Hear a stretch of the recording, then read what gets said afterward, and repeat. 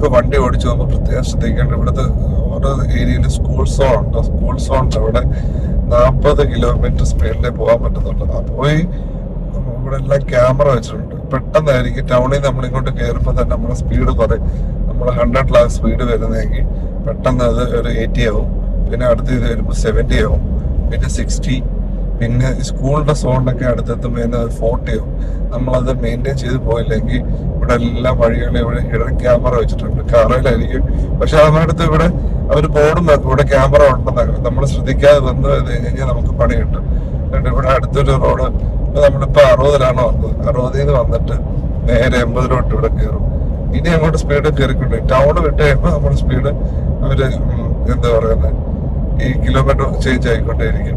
നമ്മളത് പ്രത്യേകം ശ്രദ്ധിക്കണം. ഇവിടെ എല്ലായിടത്തും നമുക്ക് നല്ലൊരു ഫൈനൊക്കെ ആയിരിക്കും. ഓസ്ട്രേലിയ വണ്ടി ഓടിക്കുമ്പോൾ നമ്മളത് അവരുടെ പറയുന്ന സ്പീഡ് മെയിൻറ്റെയിൻ ചെയ്തില്ലെങ്കിൽ നല്ലൊരു ഫൈൻ വരും. പുതിയതായിട്ട് നമ്മുടെ ലൈസൻസ് എടുത്തവരാണെങ്കിൽ നമ്മുടെ ലൈസൻസിന് ചിലപ്പോൾ സസ്പെൻഡ് ചെയ്യാനൊക്കെ ചാൻസുകളുണ്ട്. നമ്മളെ പോയിന്റ്സ് വന്നു കഴിഞ്ഞാൽ നമുക്ക് അപ്പം അത് ശ്രദ്ധിച്ച് ഓടിക്കണം. ഇവിടെ അതാണ് മെയിനായിട്ട് നമ്മൾ ഇവിടുത്തെ ട്രാഫിക്. പിന്നെ ആരും ഡ്രിങ്ക്സ് ഒന്നും കഴിച്ചിട്ട് വണ്ടി ഓടിക്കാതിരിക്കുക. ഡ്രിങ്ക്സ് ഒക്കെ ഇവിടെ നമ്മുടെ UK പോലല്ല. UK-ല് ഒക്കെ നമ്മളെ ആദ്യം ചെക്കിങ്ങും കാര്യങ്ങളൊന്നുമില്ല. ഇവിടെ എപ്പോഴും പോലീസ് എപ്പോഴും നമ്മുടെ എപ്പോൾ വേണേലും അവർ വന്ന് സ്റ്റോപ്പ് ചെയ്തിട്ട് നമ്മളിപ്പോൾ ചെക്ക് ചെയ്തിട്ട് നമ്മളിപ്പോൾ കഴിച്ചിട്ടുണ്ടെങ്കിൽ നമുക്ക് നല്ലൊരു ഫൈനും നമ്മുടെ ലൈസൻസ് സസ്പെൻഡ് ചെയ്യും. അപ്പൊ അതൊക്കെ നോക്കി വേണം ഇവിടെ. ചിലർ വിചാരമുണ്ട് നമ്മൾ UK-ലും അല്ല ഓസ്ട്രേലിയയിലൊക്കെ വന്നു കഴിഞ്ഞാൽ വണ്ടി ഓടിച്ചോണ്ട് പോകുമ്പോൾ നമ്മൾ വെള്ളം അടിച്ചിട്ട് ഡ്രിങ്ക്സ് ഒക്കെ കഴിച്ചിട്ട് വണ്ടി ഓടിച്ചോണ്ട് പോയി കഴിഞ്ഞാൽ അത് വലിയ വിഷയമല്ലെന്നായിരിക്കും ചിലരൊക്കെ വിചാരം. പക്ഷെ പിടിച്ചു കഴിഞ്ഞാൽ നല്ല ഫൈനും കിട്ടും, നമ്മുടെ ലൈസൻസ് വരെ സസ്പെൻഡ്. നമുക്ക് ഇവിടെ വണ്ടി ഓടിക്കാനൊന്നും പറ്റത്തില്ല. അതുകൊണ്ട് ആവശ്യമില്ലാത്ത കാര്യങ്ങളിലൊന്നും ആരും പോയി പെടാതിരിക്കുക. വണ്ടി നമ്മൾ കഴിക്കണമെന്നുള്ളപ്പോൾ വീട്ടിൽ ഇരുന്നോ അല്ലെങ്കിൽ കഴിക്കുക. അല്ലാതെ നമ്മൾ വണ്ടി കഴിച്ചിട്ട് ഒരിക്കലും വണ്ടി ഓടിക്കാൻ നിൽക്കില്ല. അത് നമുക്ക് നല്ലൊരു പണി കിട്ടാൻ ചാൻസ് ഉണ്ട്. പിന്നെ ഇന്ന് രാവിലെ ഞാൻ ഈ റോഡ് വരുമ്പോൾ ഭയങ്കര ഫോഗായിരുന്നു. നമുക്കിവിടെ ഒന്നും കാണാനോ ഒന്നും പറ്റത്തൊന്നുമില്ലായിരുന്നു. ഞാൻ രാവിലെ വരുമ്പോൾ വീഡിയോ എടുക്കാൻ പറ്റത്തില്ലായിരുന്നു, അല്ലെങ്കിൽ വീഡിയോ എടുത്ത് കാണിക്കായിരുന്നു.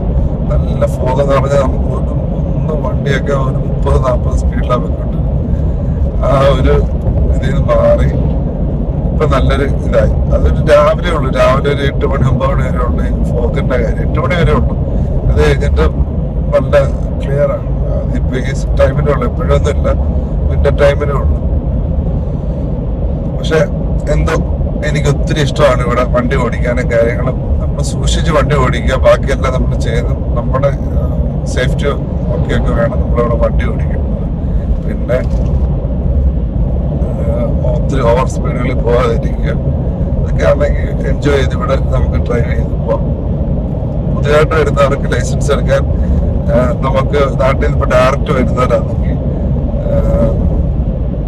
അവർക്ക് നാട്ടിൽ നിന്ന് ഇപ്പൊ ഡയറക്റ്റ് ഇപ്പൊ ഇവിടെ വന്ന് നമുക്ക് 3 മാസം വരെ സൗത്ത് വെയിൽസിൽ 3 മാസം വരെ നമുക്ക് വണ്ടി ഓടിക്കാം.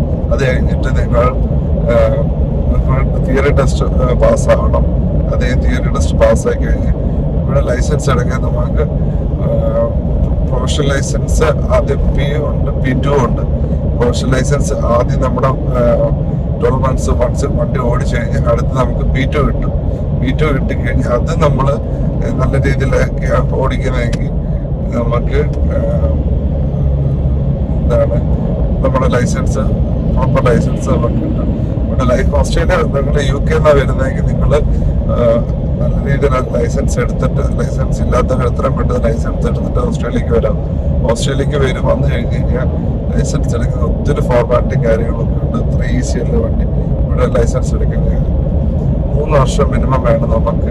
കുറെ വണ്ടി ഓടിച്ച് നമ്മൾ അതിന്റെ ആവേശം കാര്യങ്ങളൊക്കെ കാണിച്ചിട്ട് വേണം ഓസ്ട്രേലിയയിൽ വണ്ടി ഓടിക്കാൻ പറ്റത്തുള്ളൂ ലൈസൻസ്. അപ്പം അത് നിങ്ങളുടെ ഒരു അറിവിനായിട്ട് പറയാനാണ്. നിങ്ങൾ ഓസ്ട്രേലിയക്ക് വരാൻ ഉദ്ദേശിക്കുന്നുണ്ടെങ്കിൽ നിങ്ങൾ എത്രയും പെട്ടെന്ന് UK എന്നോ നാട്ടിൽ നിന്ന് വരുന്നവർക്ക് 3 മാസം അതിനനുസരിച്ച് ഇവിടെ വന്നു കഴിഞ്ഞിട്ട് വണ്ടി ലൈസൻസ് എടുത്ത് നമ്മൾ തീരെ പ്രാക്ടിക്കൽ പാസ്സായി മാത്രമേ UK വരുന്നവരാണ്. UK വരുന്നവർക്ക് നിങ്ങൾക്ക് ഡയറക്റ്റ് കൺവേർട്ട് ചെയ്യണം. ചെയ്തില്ലെങ്കിൽ ഇവിടെ വന്ന് ലൈസൻസ് എടുക്കാതെ ആരും വിചാരിക്കല്ലോ. നല്ല പൈസയാണ്. 3 വർഷം ആണ് ഇതിന്റെ മിനിമം നിങ്ങൾക്ക് ലൈസൻസ് കൈ കിട്ടാൻ. 3 വർഷം, 1 വർഷം 12 months ആണ് പ്രൊഫഷണൽ വേണം. അടുത്ത 20 months ആയിട്ടാണ് പ്രൊഫഷണൽ 2. അപ്പൊ അതൊക്കെ നോക്കി വേണം നിങ്ങൾ ലൈസൻസ് എടുത്തിട്ട് മാത്രമേ ഇവിടെ വരാവൂ. അല്ലെങ്കിൽ നിങ്ങൾക്ക് നല്ല പണി കിട്ടാൻ ചാൻസ് ഉണ്ട്. നമ്മൾ ഓസ്ട്രേലിയയില് പിന്നെ ശ്രദ്ധിക്കേണ്ട കാര്യമാണ് വണ്ടി ഓടിക്കുമ്പോൾ വളരെയധികം ശ്രദ്ധിക്കേണ്ടതാണ്. നമ്മൾ ഈ റോഡ് ഇവിടെ കങ്കാരുക്കൾ ക്രോസ് ചെയ്യും. കങ്കാരുക്കൾ നമ്മുടെ റോഡിലൂടെ നോക്കിക്കഴിഞ്ഞാൽ ഒരു ദിവസം എത്ര എണ്ണം ചത്ത് കിടക്കുന്നത് അറിയാം റോഡിൽ. അപ്പം അത് ഇടിച്ചു കഴിഞ്ഞാൽ നമ്മുടെ വണ്ടിക്ക് നല്ല രീതിയിലുള്ള പണിയും കിട്ടും. അതെല്ലാം ശ്രദ്ധിക്കണം. ഇവിടെ നമ്മൾ എത്ര നോക്കിയേ പോകാൻ പാടുള്ളൂ. ഇവിടെ ഏത് നിമിഷം വേണേലും ഇത് റോഡ് ക്രോസ് ചെയ്യും. മനുഷ്യരെക്കാട്ടി കൂടുതലുണ്ടെന്ന് ഇവിടെ കങ്കാരുകൾ ഉണ്ടെന്നാണ് പറയപ്പെടുന്നത്. അപ്പം അത് ഭയങ്കര രീതിയിൽ ശ്രദ്ധിക്കേണ്ട ഒരു കാര്യമാണ്. കങ്കാരുകൾ വണ്ടി ഇടിച്ച് അതിനാണ് ഇവിടെ പല വണ്ടികൾക്കും ബുൾബാർ, ഏറ്റവും കൂടുതൽ എല്ലാ വണ്ടികളും ഈ വരുന്ന വണ്ടികൾക്കും എല്ലാം ഈ ബുൾബാർ ഫിറ്റ് ചെയ്തിട്ടുണ്ട്. ബുൾബാർ വെച്ച് കഴിഞ്ഞാൽ അത്രയും നമ്മുടെ വണ്ടിക്ക് പ്രശ്നം വരുന്നില്ല. ബുൾബാറുകൾ അതുകൊണ്ടാണ് ഇവിടെ ഏറ്റവും കൂടുതൽ ബുൾബാറുകൾ, മറ്റേ സ്നോർക്കല്, ഇവിടെ ബുൾബാറുകൾ ഏറ്റവും കൂടുതൽ യൂസ് ചെയ്യുന്നത്.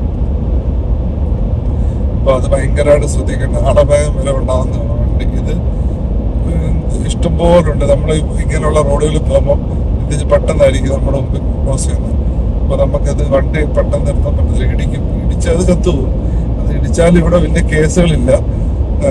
കേസില്ല. അത് സൈഡിലോട്ട് ഇട്ടിട്ട് നമുക്ക് പോവാം.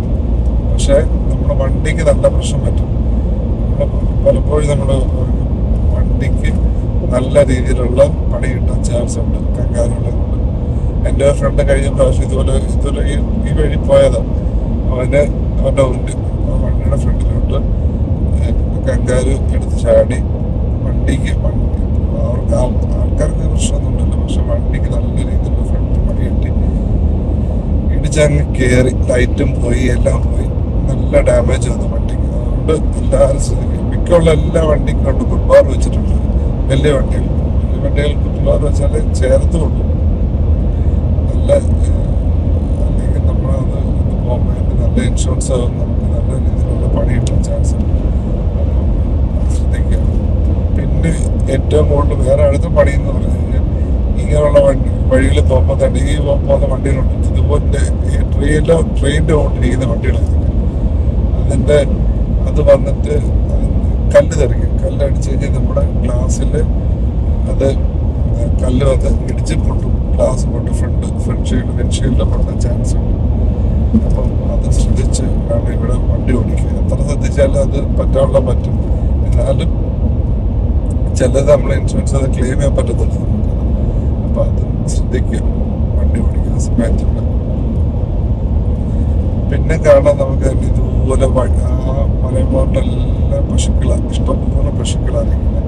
ഈ പശുക്കളൊക്കെ എവിടുന്നാണോ എങ്ങനെയാണോ ആരെ കൊണ്ടുവിടുന്നത് എന്താ എപ്പോൾ നോക്കിയാലും കുന്നിപ്പുറത്തെല്ലാം പശുക്കളുണ്ട്. ഇങ്ങനെ മലച്ചെരുവുകളിലെല്ലാം പശുക്കളാണ്. പശുക്കൾ ഇങ്ങനെ നിൽക്കും. ഞാൻ ഒരു പ്രാവശ്യം കണ്ടതാണ് എന്തോ മെഷീൻ കൊണ്ടുവന്ന് പാല് കറന്നിട്ട് അതിന് പിന്നെ ഇവിടെ വയ്ക്കുക. ആവശ്യമായ ആഹാരം പോച്ചയെല്ലാം പുല്ലുകൾ ഇഷ്ടം പോലെ നിൽപ്പാണ്. ഇത് ഒന്നും കൊണ്ടുപോകത്തില്ല. ഇവിടെ തന്നെ ഇതിനെ നിർത്തി